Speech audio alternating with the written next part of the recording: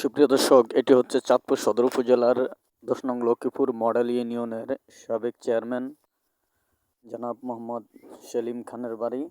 গত ২০২৪ সালের ৫ই আগস্টের পরে জনগণের হাতে নিহত হয়েছেন সেলিম খান। এই যে বাড়িটি আপনারা দেখতে পাচ্ছেন, এই বাড়ির থেকে ভালো মন্দ সব ধরনের দিক নির্দেশনা দিতেন, কিন্তু গত ৫ই আগস্টের পরে এখান থেকে আর কোনো দিক নির্দেশনা দেওয়া হয়নি।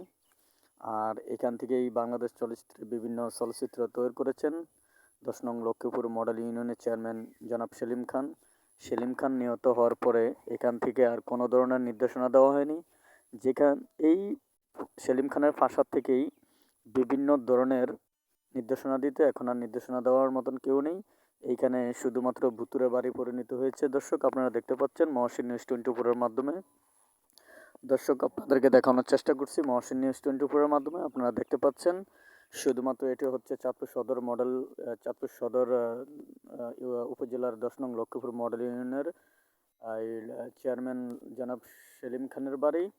আজ দেখতে পাচ্ছেন আপনারা খুব ভুতুরে পরিণত হয়েছে। শুধু মাদকের যেই আড্ডাখানায় পরিণত হয়েছে এখানে দর্শক, আপনারা দেখতে পাচ্ছেন যেই একটা প্রাসাদ বাড়ি থেকে কোনোদিন কোনো কিচ্ছু হয়নি। দর্শক, আপনারা দেখতে পাচ্ছেন, আপনারা দেখানোর চেষ্টা করছি। দর্শক, আপনারা দেখতে পাচ্ছেন যারা সামনে জনপ্রতিনিধি হবেন, যারা ইউনিয়ন পরিষদের জনপ্রতিনিধি হবেন, অবশ্যই একবার হলেও সেলিম খানের কথাটা একবার হলেও ভাববেন যে দেখুন কি পরিস্থিতিটা, যে সেলিম খানের মতন না হয়।